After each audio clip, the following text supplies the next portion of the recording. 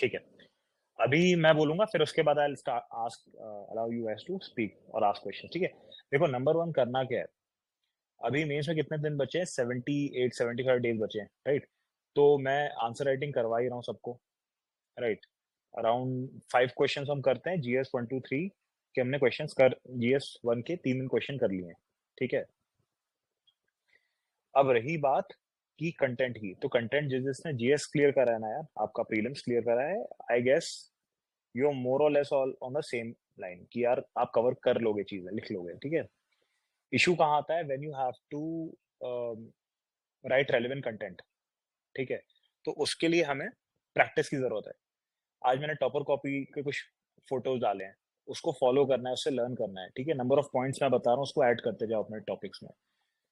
जैसे आज कोई सवाल पूछ रहा था, शायद मैकियावेली ने पूछा था कि कंटेंट डेंस कैसे कैसे बनाएं, आपने पूछा था।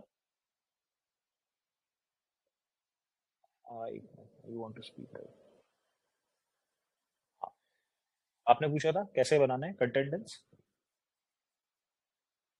ठीक है, देखो कंटेंट डेंस का कोई ऐसे स्पेसिफिक सोर्स फॉलो नहीं करना होता है, जो मैं बता रहा हूँ उसको एक कॉपी बनाओ, कॉपी में लिखते जाओ। ठीक है, इस ईयर के रैंक 1 से लेके लास्ट के आप 10 साल के रैंक 1 उठा लो, सबके अपने नोट्स रहते थे वेरी स्पेसिफिक पॉइंट्स के। ठीक है, अभी आप लोग गलतियां क्या करते हो, मैं पूछ रहा हूँ क्वेश्चन ए, आप बता रहे हो उसके अलावा सब कुछ बता रहे हो जो जो आपको आता है, that will create a lot of issue with you guys. ठीक है, ये करना है। नंबर 2 है कि अब हम जैसे जीएस 1 लिख रहे हैं 3 दिन, राइट, तो बाकी हम 3 दिन क्या करेंगे, एक दिन आपको रिवीजन का देता हूँ या ऐसे राइटिंग का देता हूँ, 2 दिन ऑप्शनल को दो, और जो एक दिन बचता है जो मैंने रिवाइज करवाया है उसके फीडबैक को पढ़ो and try to inculcate that. उस एक दिन आप टेस्ट भी दे सकते हो, right, you can write any test, notably उसका लिखो जो थोड़ा सा यूपीएससी के अराउंड पूछ रहा है आजकल, right. If you want to write previous years question paper, that's even better, right. तो ये करोगे, साथ में नोट्स बनाने हैं। ठीक है, चलो अभी सिद्धि से पूछता हूँ, Siddhi is giving this year main, मिकावली है ना, ये लोग दे रहे हैं। तो आप लोग कैसे बनाते हो नोट्स, कैसे करंट अफेयर्स के नोट्स बना रहे हो, बताओ, एनीवन, सिद्धि बताओ। Hello sir. सर हाँ मैंने सिद्धि। करंट अफेयर के जैसे शून्य हम्म, का था तो मैंने पहले स्ट्रक्चरिंग मतलब जो पॉइंट पॉइंट होता है वो लिखा था। बाकी फिर हम्म, मैंने उसमें एग्जाम्पल्स और कीवर्ड्स ऐड हम्म, करे थे, तो वो भी कुछ करने और कुछ कुछ ही हुए हैं, मतलब ज्यादा नहीं हुए। बाकी स्ट्रक्चरिंग वाइज जो होती है ना, जैसे कि कोई फैक्टर स्टार्ट किया तो किसी के पर्टिकुलर पॉलिटिकल फैक्टर्स क्या होते हैं, फिर इकोनॉमिक हम्म। फैक्टर्स क्या होते हैं, तो उस पैटर्न देखो में, क्योंकि वो हाँ, शून्य में ऐसे ही पैटर्न में दिया हुआ है। देखो शून्य आईएएस इज गुड, ठीक है, आई एम नॉट डिस्कसिंग, देखो शून्य हो विजन हो वो आपको बना के दे देंगे। ठीक है, बट हमें करना क्या है, इंटरनलाइज करना है। जैसे कि एक क्वेश्चन प्रिडिक्ट करता हूँ मैं, जीएस 3 का, national quantum computing, national quantum mission शायद लॉन्च हुआ है, 6,000 करोड़ कॉर्पस है उसका। ठीक है, अब इसको लिखना हो तो कैसे लिखोगे आप, राइट।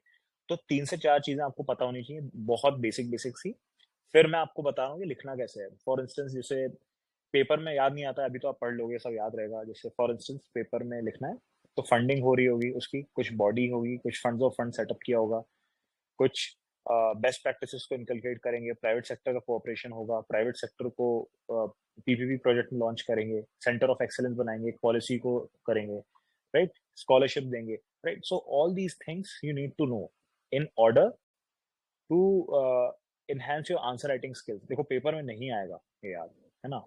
uh, आज जैसे मैंने क्वेश्चन आज सॉल्व करवाया था आप लोगों से, फ्रेगमेंटेड पॉलिटी वाला, कि India's 18th century India was beset with fragmented polity। तो इसका आंसर ऑलमोस्ट सबके 8-9 पॉइंट कॉमन थे।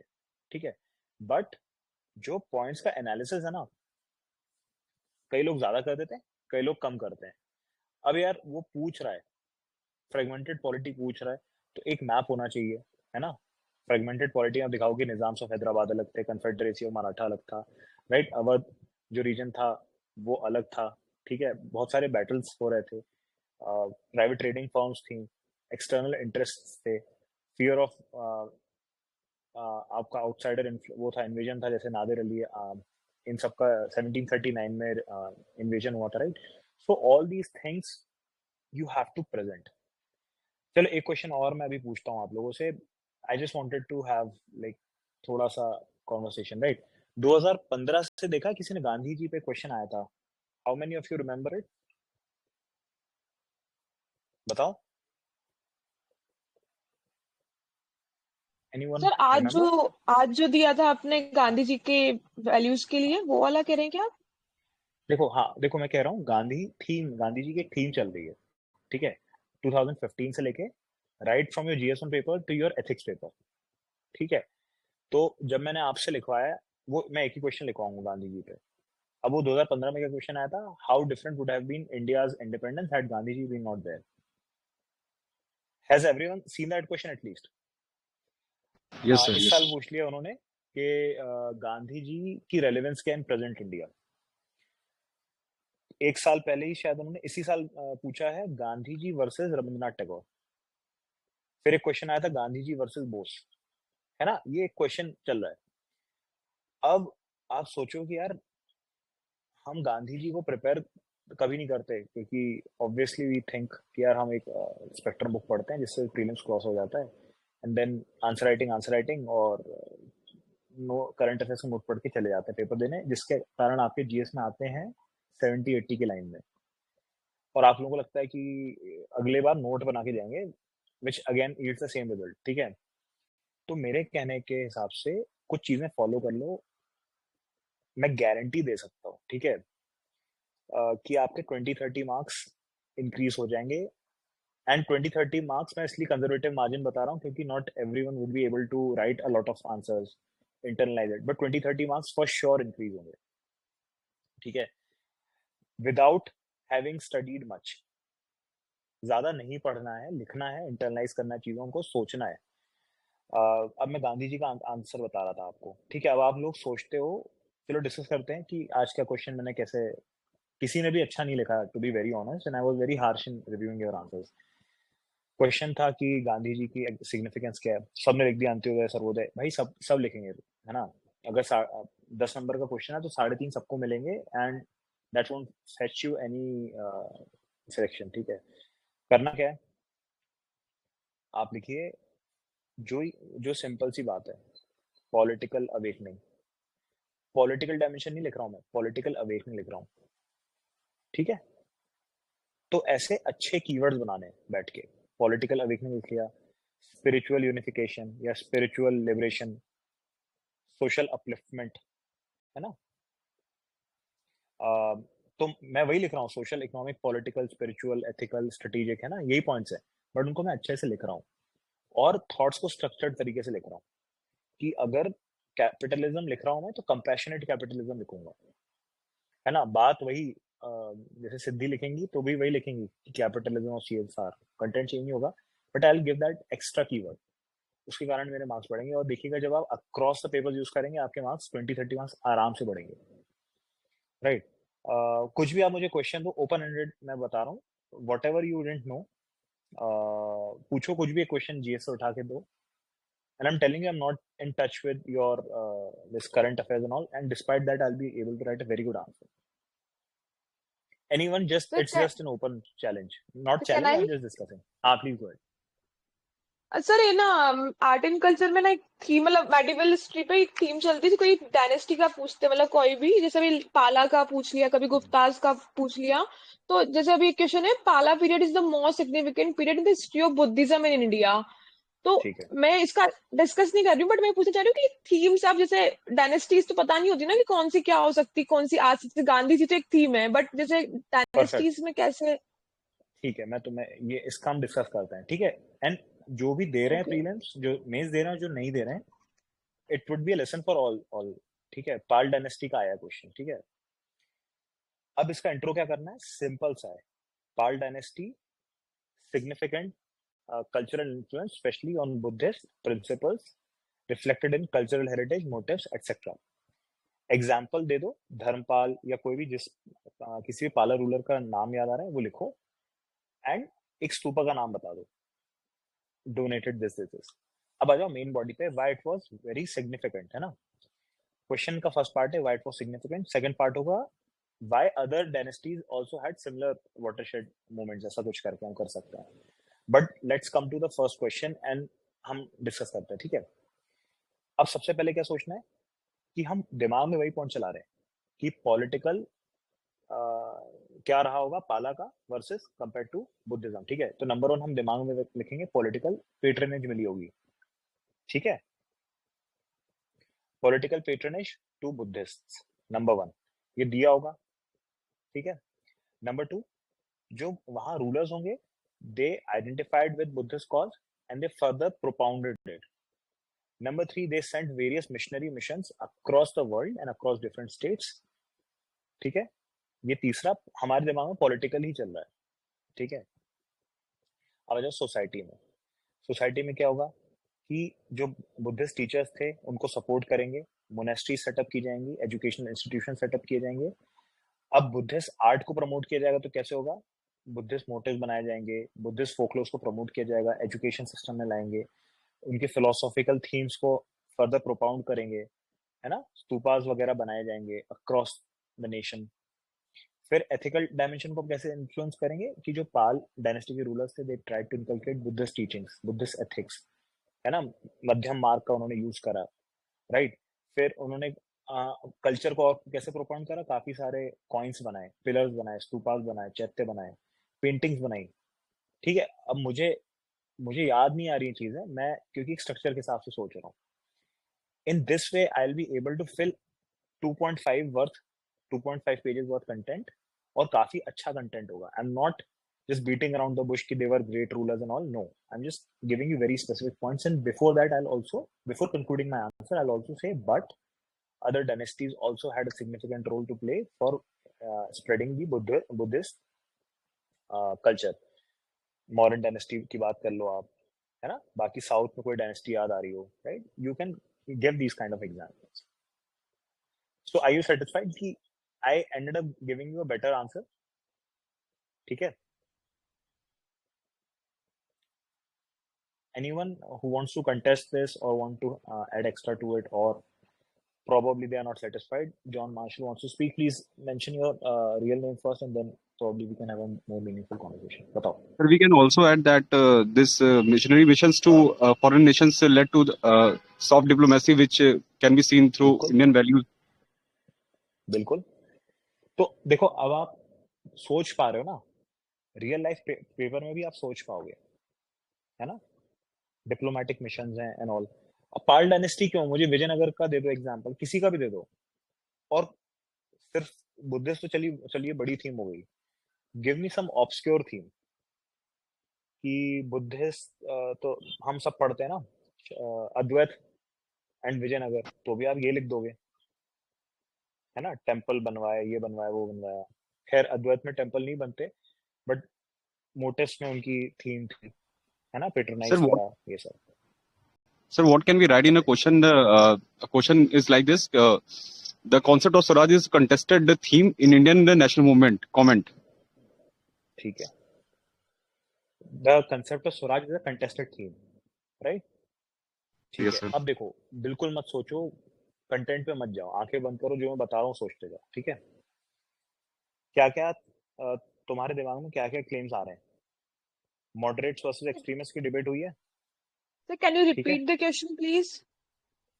उसने बोला है कि the idea of Swaraj, concept of Swaraj is a contested theme, मतलब उसके हर एक के अलग अलग वर्जन्स थे. I hope this is a question from GS1 ना, ऐसे वैसे का तो नहीं है, ऐसे को हम Yes, और sir. तरह से खोल सकते हैं. GS1 का, Yes, sir. परफेक्ट. Yes, ठीक है, one. With reference to the Indian national movement, sir, we can add हाँ it. परफेक्ट. ठीक है, तो देखो सबसे पहले क्या करना है, मॉडरेट्स वर्सेस एक्सट्रीमिस्ट डिबेट हम खोल सकते हैं, number 1. Number 2, British colonists versus early nationalist की बात कर सकते हैं. Number 3, Gandhian ideology versus leftist और कम्युनिस्ट आइडियोलॉजी की बात कर सकते हैं, right. Between various viceroys the concept of swaraj और independence was quite different. Some people thought, जैसे लॉर्ड इरविन ने कहा था, क्या था कि एक इरविन डिक्लेरेशन हुआ था जिसमें उन्होंने कहा था कि एक इंडिया को हम डोमिनियन स्टेटस देंगे. लास्ट में उन्होंने कंसीड किया कि नहीं, we are going to just leave the country as soon as possible, है ना. ये एक थीम हो गई.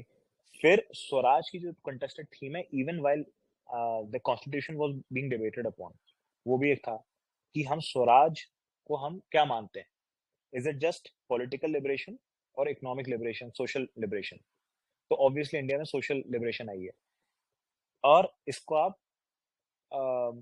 ठीक है महात्मा गांधी से कंपेयर करिए, बोस से कंपेयर करिए, कंटेस्टिंग क्वेश्चंस आ चुके हैं, एंड टू कंक्लूड कैसे करेंगे कि जो स्वराज है it not just a well defined concrete term, rather it's a moral term, humanistic aspirations दी हैं to the extent that Gram Swaraj की बात हो रही है, 73rd 74th amendment. So pre independent India से पोस्ट इंडिपेंडेंट हमने लिंक कर दिया, and we ended up writing a very good answer. ठीक है, मोहित का आया है कि स्पिरिचुअल एंड मॉरल स्वराज होता है, Gandhi's concept of Swaraj was deeply rooted in spiritual moral principles. He envisioned it as a self discipline, self control, where individuals, communities etc were centered around it. तो he is giving a very good perspective, right? तो यही सोचना है, समझ में आ रहा है? हमने नॉलेज पे नहीं खेला, हमने स्टेक होल्डर्स पे खेला है। जो रेडिकल इस्लामिक लीडर्स थे, जैसे आगा खान हो गए, सलीम उल मुल्क, नवाब उल मुल्क, या लेटर पार्ट में आपके जिन्ना हो गए, उनके लिए स्वराज मेंट country run entirely by their own community and deeply rooted in communalism and not secular country। ठीक है, आ रहा है समझ में? any question that you want to discuss, otherwise मतलब मैं चाह रहा हूँ कि जो जो क्वेश्चंस आते हैं आपको लगता है कि यार मतलब टैकल कैसे करें, पढ़ना पड़ेगा, वो मैं चाह रहा हूँ। ठीक है, I don't have anything here, I am just answering you based on my structures. ठीक है, any question even based on science and tech, ethics का पूछना हो कुछ, right, and I will be able to give you good answer that will fetch you a very good वो। अच्छा, एक चीज और है, some of you guys are drawing very good diagrams. ठीक है, I don't want to jinx it by saying कि बहुत अच्छा कर रहे हो, ठीक है कर रहे हो, जस्ट कीप डूइंग इट। जो बाकी दूसरे आंसर्स पढ़ रहे हैं उनको कॉपी करके उनके जैसा आंसर लिखना सीख लो। ठीक है, अब इससे दो चीजें होती है, लोगों को लगता है कि यार मैं इतना अच्छा आंसर क्यों लिखूं अगर ऑलरेडी लिख रहा हूं, क्योंकि बाकी लोग कॉपी कर लेंगे। Believe me, nobody can copy your answer unless and until they are very very very dedicated. तो आप जैसे लिख रहे हो उसको लिखो, nobody can give that extra edge over you. ठीक है, ओके, तो विल कंटिन्यू राइटिंग आंसर्स। कल GS2 के हैं, ठीक है, सुबह 9 बजे डल जाएंगे क्वेश्चंस, उनको अच्छे से लिखिए। कल एक मैंने क्वेश्चन दिया इंस्टीट्यूशन पे, आई वोंट डिस्क्लोज क्या क्वेश्चन दिया है, but it is a question many of you will find difficulty in writing answer to. ठीक है, तो वो मैं डिस्कस करूंगा करना कैसे। ठीक है, केस लॉज वाले चीजें डिस्कस करनी, केस लॉज नहीं पता हो तो हैंडल कैसे करना है। चलो अभी बताता हूँ, जैसे GS2 का कल मैं बता रहा हूँ, तो कुछ सीज होते हैं, लिख लो, कल के क्वेश्चन में काम आएगा आप लोग जो लिखोगे। ठीक है, देखो कुछ सी जरूरी होते हैं। Number 1 case laws. ठीक है, केस लॉ जरूर लिखो।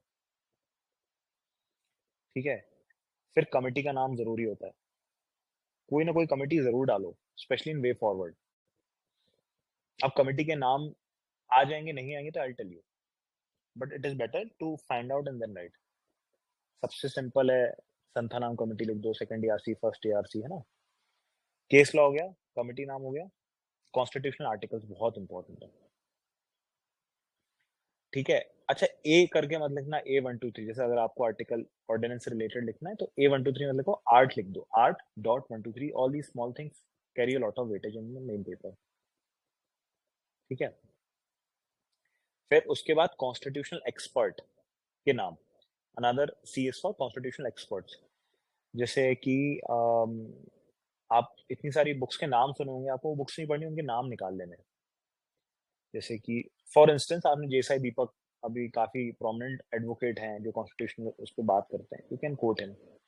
नहीं उनको कोट करना है, मान लो लग रहा है कि काफी राइट विंग है, तो DY चंद्रचूड़, है ना, जो CJI थे, हैं उनको आप कर सकते हो, कोट कर सकते हो, right? So all these things इसको लिखोगे 5 किसी भी चीज के। फॉर इंस्टेंस जैसे आपको लिखना है यूनिफॉर्म सिविल कोड पे क्वेश्चन प्रेडिक्ट किया जा सकता है, हर बार आता है, इस बार भी आ सकता है, राइट? तो do you think India needs uniform civil code? तो इसमें आपके ओपिनियन की जरूरत नहीं है, क्योंकि उसका आंसर यस और नो में ही होगा, ठीक है? बट अगर आप अनादर सी लिख लो, convention, convention on human rights, convention on this, convention on that, इस तरह से आंसर को हम वैल्यू ऐड करते हैं, ठीक है? अब पढ़ना नहीं है सब चीजें, खुद ही लिख लोगे। देखो